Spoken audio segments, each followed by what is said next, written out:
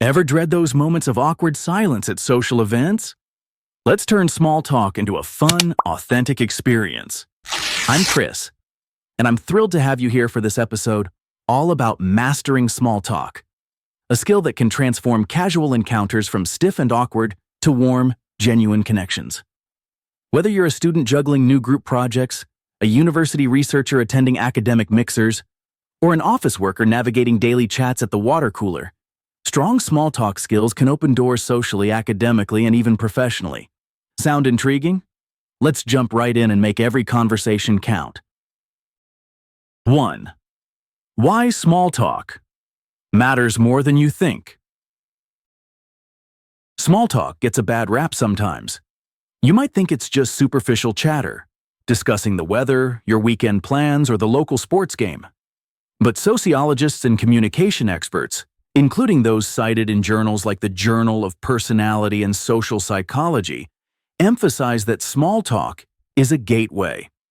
It helps people ease into deeper conversations. Think of it like the warm-up stretch before a workout. It loosens you up, creates a friendly vibe, and reassures the other person that you're approachable.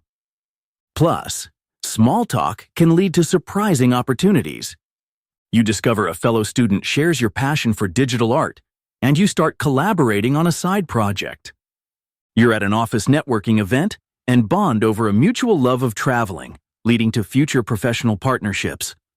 You chat with a random conference attendee who later introduces you to their mentor, someone who's well known in your industry. In short, small talk is rarely just small talk. It's the starting point for bigger things. 2.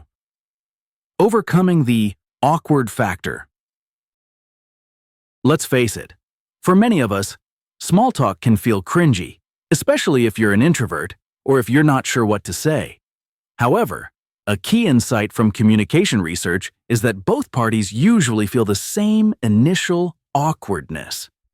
Realizing you're not alone can ease the pressure. Also, practicing the skill in low-stakes situations, like chatting with a friendly barista or a classmate waiting outside the lecture hall, can build your confidence gradually. 3. The mindset shift. Authenticity over performance. One common mistake is viewing small talk as a performance where you must be witty or charming. That pressure can freeze you up or make conversations feel forced. Instead, shift your mindset to authentic curiosity. Approach people not as an audience you need to impress, but as fellow humans with interesting stories or perspectives. Practical tip. Before entering a social setting, think, I'm here to learn something about others, not to show off. This can reduce your anxiety and help you focus on genuinely connecting rather than dazzling. 4. Conversation starters that actually work. We've all tried the usual lines. How are you? Or, nice weather, isn't it? They're okay, but they can be limiting if you don't follow up effectively. Here are some more dynamic conversation sparks. Situation-based.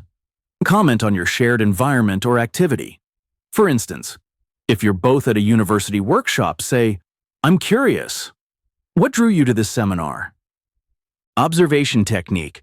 Notice something unique about the person's attire, accessories, or vibe. That's a cool laptop sticker. Where'd you get it?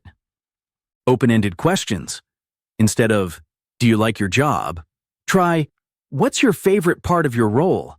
This invites more than a simple yes or no answer. Trending topics. If there's a big event or local happening, ask for their thoughts. Did you catch the campus festival last weekend? What did you think? When you start with something specific or open-ended, you give the conversation some traction to move forward. 5. Active listening, the secret sauce. You've probably heard of active listening, but it's often misunderstood. It's not just hearing the words, it's showing you're genuinely engaged. According to research from the Harvard Business Review, people feel more positive about conversations when they sense the other person is fully present. Here's how to do it. Maintain eye contact. Look at them without staring creepily. Use body language. Nodding, smiling, or leaning in shows you're tuned in.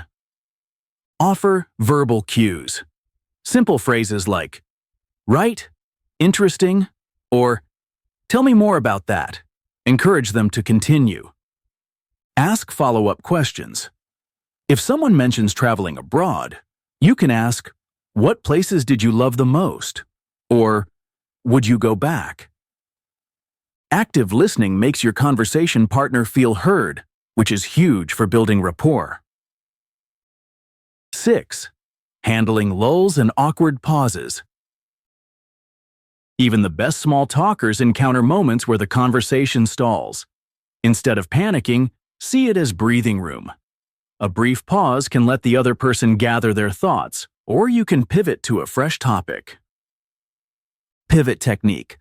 Acknowledge the lull with a smile or a short bridging statement like, "That's really interesting." Then transition. "By the way, have you heard about…" Topic. Transition. If you're in a workplace context, you might switch from chatting about the new office layout to discussing weekend plans.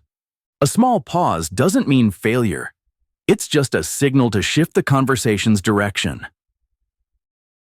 7. Escaping the interviewer trap. Asking questions is great, but if you only fire off questions without ever sharing about yourself, the talk can feel like an interrogation. People enjoy a balanced flow. Some questions, some answers, some personal tidbits. Here's how to avoid the question barrage. Reciprocal sharing. After you ask about their weekend, volunteer something about yours. "I spent Saturday hiking with friends. How about you?" Offer observations. "That must have been exciting. I've never tried that kind of project before, but it sounds like it'd be right up my alley." This two-way exchange transforms small talk into a genuine connection rather than a Q&A session. 8. Creating deeper connections. Small talk is only the start. If you sense the conversation has potential, maybe you click on shared interests, shift to more meaningful topics. According to studies by psychologist Arthur Aaron, escalating self-disclosure can strengthen bonds. Once trust is established, it's natural to move from discussing last night's movie to bigger themes like personal goals or life philosophies. A helpful strategy. Listen for anchor points. If your conversation partner mentions they love volunteering at animal shelters, you might share your own volunteer experiences or your thoughts on community service. This deepens the dialogue without feeling forced. 9. Approaching different contexts. First, student life. Talk about an interesting point from the last lecture or an upcoming assignment. Use casual check-ins about weekend plans to build camaraderie, making teamwork smoother. Second, university research. Ask about someone's research topic, then share your own or a fascinating study you recently read. Start by discussing the day's subject matter, then segue into personal interests, like favorite hobbies or future career plans. Third, office environments. Compliment a coworker's desk decor, or ask about their highlight of the week. Start light. What brings you here today? Then expand as you find common ground.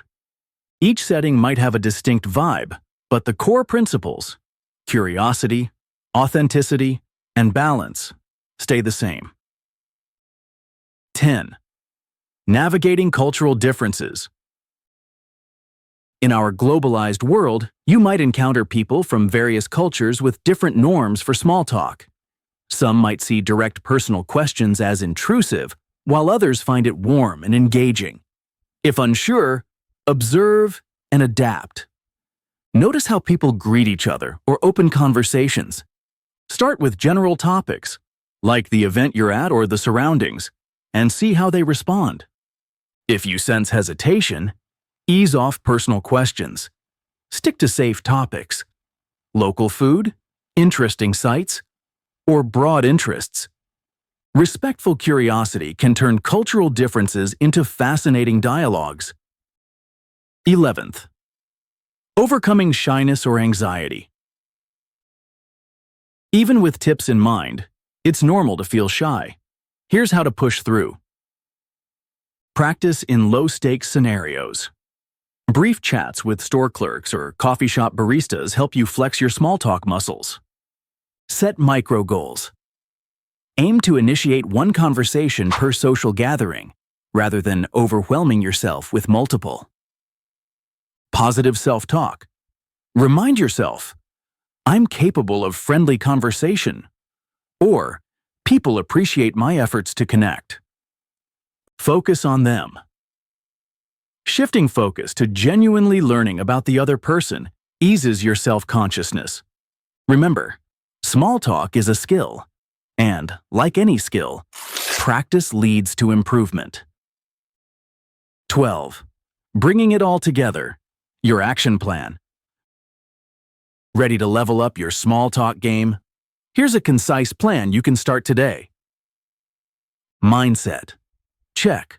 Swap performance mode for curiosity mode. You're not entertaining an audience, you're exploring shared interests. Starter phrases. Prepare 2 or 3 go-to lines that feel natural. For example, what brought you here today? Or, how's your day been so far? Active listening. Keep eye contact, nod, and offer short verbal cues. Ask follow-up questions about details they mention. Reciprocal sharing. After they respond, share something relevant about yourself. Low-stakes practice. Try these strategies in small daily interactions, like at a cafeteria or while waiting for class work to begin. Track how each conversation feels and see if you notice improvements in flow and comfort. Over time, small talk can become a fun, rewarding part of your day, rather than an awkward hurdle. Alright, that's a wrap for today's episode. If you found this helpful, don't forget to like this video and subscribe to the channel so you won't miss out on more tips to improve your English. And hey, if you want to take your learning to the next level, check out the books I've linked in the description. These are some of the best resources to boost your vocabulary, grammar, and confidence in English. Blast off!